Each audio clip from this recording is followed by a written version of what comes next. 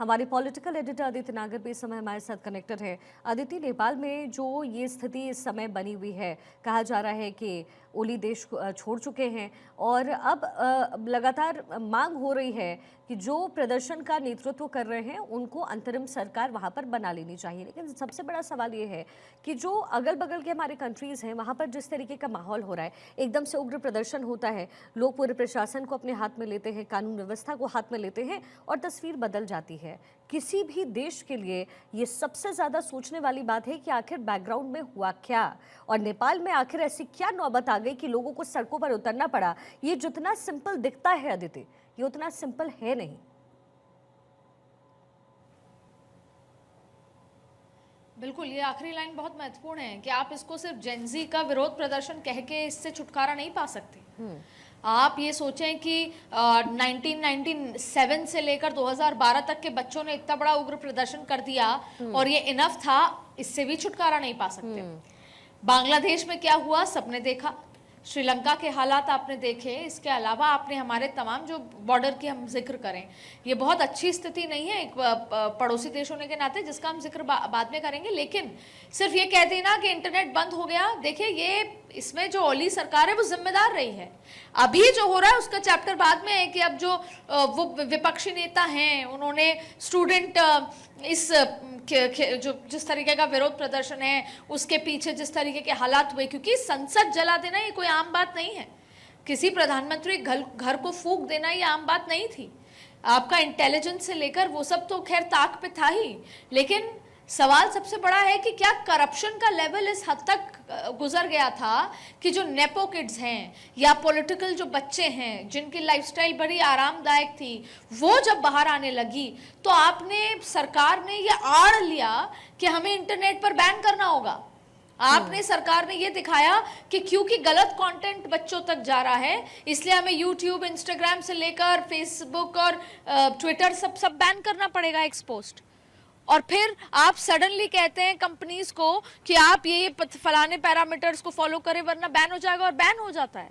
तो जाहिर तौर पे इसमें जनता को प्रोवोक किया गया और खास तौर पे जो बच्चे, जो युवा शक्ति है, उनको भी प्रोवोक किया गया। उसके पीछे की शक्तियां अलग हैं, लेकिन ये तख्ता पलट जो हुआ है उसका कारण खुद सरकार रही है। सरकार का करप्शन इस चरम पे है कि आपने पहले न्यूज मीडिया को रोका, न्यूज में चीजें ना आए, पर सोशल मीडिया एक ऐसा चीज है जो रोक नहीं लग सकती अनटिल अनलेस आप ऐसा बैन ना करें, जब तक आप ब्लैकआउट ना करें। तो जाहिर तौर पे इसके पीछे जो आपने कहा ये इतना सिंपल नहीं है, ये इसके पीछे की बहुत कहानियां हैं। और इस तरह की अंतरिम सरकार बनती भी है कि ओली को अपना देश छोड़ के जाना पड़ा या बांग्लादेश में जो कुछ हुआ, वो हालात किसी भी कंट्री के लिए स्टेबल नहीं होते।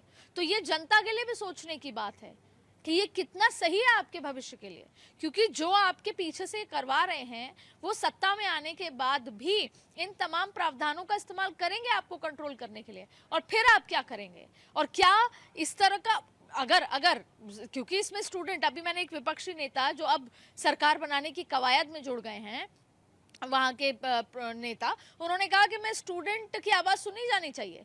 क्या ये सही तरीका था? किसी भी विपक्ष या विरोधी विचारधारा के व्यक्ति को ये सोचना होगा कि ऐसे देश के हालात, ये कोई सही तरीका है कि अगर कोई 18 से 25 साल के युवा इस तरह की स्थिति कर रहे हैं तो ना जाने वो आगे, वो हमारी युवा शक्ति जो देश को आगे बढ़ाती है, वो ना जाने तो सीधा भारत याद आता है जब इंदिरा गांधी के खिलाफ, जब इंदिरा गांधी के खिलाफ जी अदिति, जब इंदिरा गांधी के खिलाफ सड़क पर स्टूडेंट्स उतरते हैं, जेपी आंदोलन होता है, उसके बाद दोबारा चुनाव होता है और इंदिरा गांधी हार जाती हैं और फिर उस हार को वो स्वीकार करती हैं।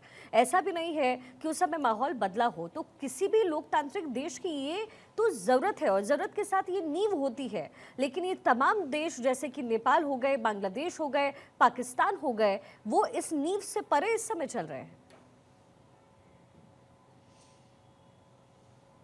एक्चुअली अब डेमोक्रेसी से ऑटोनॉमी की तरफ जाने की प्रयास हैं जी। हम भारत डेमोक्रेटिक देश है, जैसे कि जब हम अक्सर उस 25 जून 27 जून को काला दिन इसलिए बताते हैं कि सरकार ने एक दिन तय किया कि सब पत्रकार, सारे चैनल्स बंद हो जाएंगे, अखबार बंद हो जाएंगे, अखबार सरकार का चलेगा। जब सारे पॉलिटिकल पार्टियों को जेल में डालना होगा, नेताओं को, तो हम इमरजेंसी का जिक्र करते हैं और आज तक भी वो काला धब्बा है जी। जब जब भी बात कांग्रेस कुछ करती है तो हम इमरजेंसी पे पीछे ले जाते हैं, इसे बोलते हैं लोकतंत्र। आंदोलन होने चाहिए, सब किसान आंदोलन नहीं करते क्या? किसानों ने तो यूपीए की सरकार को बर्खास्त करना, मतलब यूपीए की सरकार चली गई थी। ऐसी कई सरकारें हैं जो इन आंदोलनों से चली गई। आंदोलन बुरा नहीं है, सरकार को आईना दिखाना बुरा नहीं है, पर क्या आग लगाना सही है? लेकिन अब जब आप डेमोक्रेसी के बहुत परे चले जाते हैं, आप किसी जब तख्ता पलट करने की कोशिश करते हैं तो आप ये भूल जाते हैं कि वही तख्ता पलट आप जो तख्ता बिठा रहे हैं उसमें भी हो सकता है। तो ये आग बुझी नहीं है। अंतरिम सरकार भले ही बनेगी लेकिन वो आग की लपेटों में, क्योंकि आप देखिए कि यूनुस खान की आज सरकार के हालात क्या हैं, आज बांग्लादेश के हालात क्या हैं, वहां पर रह रहे लोगों के हालात क्या हैं। आज वहां पर भुखमरी की बात कर लें, एक नॉर्मल आम जो नौकरी का जीवन था उसके हालात क्या हैं। तो हम अक्सर जब तक खुद पे नहीं बीतती तब तक नहीं सीखते, हम दूसरों के उदाहरण से नहीं सीखना चाहते। आज जो नेपाल में हुआ, देखिए नेपाल में पॉलिटिकल इम्बैलेंस आज से नहीं है, पिछले लंबे समय से था। नेपाल में आप देखिए कि टिकटॉक को बैन नहीं किया। चाइना का पीछे से हमेशा से जो बाहरी ताकतें हैं उनका हमेशा से इन्फ्लुएंस रहा। राइट। टिकटॉक इसलिए बैन नहीं किया क्योंकि उन्होंने एज पर सरकार सारे पैरामीटर्स फॉलो कर लिए। पर आपने बारी यूएस की तमाम एप्स को बैन किया। तो ये बच्चों के नाम पर बच्चों को उकसाया जाता है, तो आप किस तरीके से ये कंट्रोल हो रहा है ये सोच के ये बहुत चिंता करने की बात है कि बाहरी ताकतें कैसे अंदर घुसकर आपको पूरे स्टेट को तबाह कर देती हैं। और जो नेपाल जिस तरीके से आगे बढ़ना चाहिए था आज जो हालत में है वो बहुत अच्छी स्थिति नहीं है।